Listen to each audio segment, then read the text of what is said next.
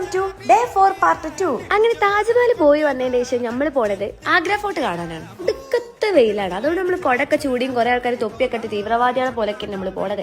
അവിടെ ചെന്ന് കുറെ നേരം വരിക്കണം, എന്നാലാണ് അകത്ത് കയറാൻ പറ്റുള്ളൂ. അങ്ങനെ നീണ്ട വരിക്ക് ശേഷം നമ്മൾ ഇത് അകത്ത് കയറിയിട്ട് അതിശക്തമായ ചൂടായതിനാൽ എല്ലാവരും സ്പീഡിലാണ് നടക്കുന്നത്. പിന്നെ ആഗ്ര ഫോർട്ടിന്റെ ഒക്കെ പ്രത്യേകത എന്ന് പറഞ്ഞാൽ ഒരുപാട് കാണാനും ഉണ്ട്, അതിനനുസരിച്ച് നടക്കാനും. 1565 അക്ബർ ചക്രവർത്തി നിർമ്മാണം ആരംഭിച്ചതാണ് ആഗ്ര ഫോർട്ട്. പിന്നെ ഇവിടുത്തെ ഒരു പ്രത്യേകത എന്ന് പറഞ്ഞാൽ ഇവിടുത്തെ ഒരു ജനൽപ്പാളിയിലൂടെ നോക്കിയാൽ നമുക്ക് താജ്മഹൽ കാണാൻ സാധിക്കും. ബാക്കി ആഗ്ര ഫോർട്ടിന്റെ ചരിത്രവും പിന്നെ ഈ ആഗ്ര ഫോർട്ട് കാണാൻ എന്തൊക്കെ ഉണ്ട് എന്നുള്ളതും എല്ലാം ഞാൻ ഡീറ്റെയിൽ ആയിട്ട് ഒരു വീഡിയോ യൂട്യൂബിൽ ഇറക്കുന്നതാണ്.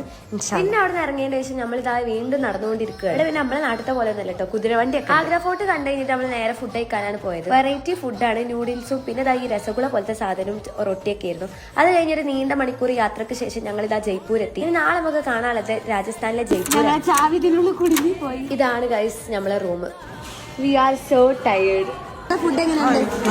നല്ല ഫുഡ്. നമ്മൾ ഇവിടുത്തെ പ്രത്യേകത നമ്മളിങ്ങനെ ഫുഡ് എടുക്കണം ഇതേപോലെ. ഇതൊക്കെ എന്തോ ഐറ്റംസ് ആണ്. അത് പനീറാണ്. ഞാൻ എന്നിട്ട് അതിൽ ചിക്കൻ കാല് തപ്പുക. ഇതിൻ്റെ ഒരു അവസ്ഥയും. ഇവിടുത്തെ പപ്പടം ഇത്ര വലിപ്പമുണ്ട്. ഞങ്ങൾ രാജസ്ഥാനി കൾച്ചറൽ പ്രോഗ്രാം കാണാൻ പോവാണ്.